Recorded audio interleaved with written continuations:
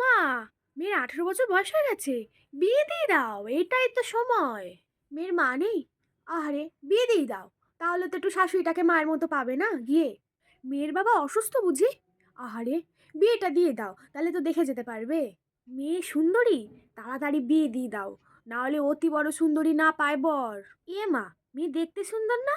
বিয়ে দিয়ে দাও, বিয়ে দিয়ে দাও, তাহলে গতি তো হবে কোনো। এ মা, মেয়ের চেহারা আরো মোটা হয়ে যাচ্ছে কেন?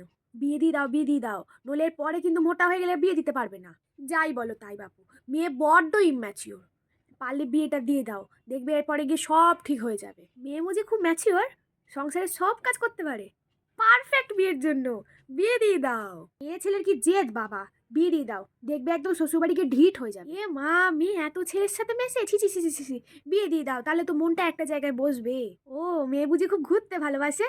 তো বিয়ে দিয়ে দাও না, যা ঘোরা জামাইয়ের সাথে ঘুরুক গে। ও, মেয়ের এতগুলো বিয়ের সম্বন্ধ এসছে, তাহলে বিয়েটা দিয়ে দাও এখনই, যদি পরে আর সম্বন্ধ না আসে। একটা কথা বলি, মেয়ের বয়স হচ্ছে তো, বিয়েটা দিয়ে দাও, নইলে না বেশি বয়স হয়ে গেলে আবার বাচ্চা কাচ্চা হয়ে অসুবিধা হয়ে যাবে, তখন তখন আর হতে চাইবে না।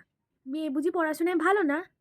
কিসের চিন্তা, বিয়ে দিয়ে দাও, বিয়ের পর পড়াশোনা নিয়ে কেউ আর ভাবে না। মেয়ে বুঝি অনেক পড়াশোনা করতে চায় এখনো? আরে, এই পড়াশোনার চক্করে বিয়েটা না হয়ে আগে বিয়েটা দিয়ে দাও। মেয়ে, তুমি কি বাঁচতে চাও?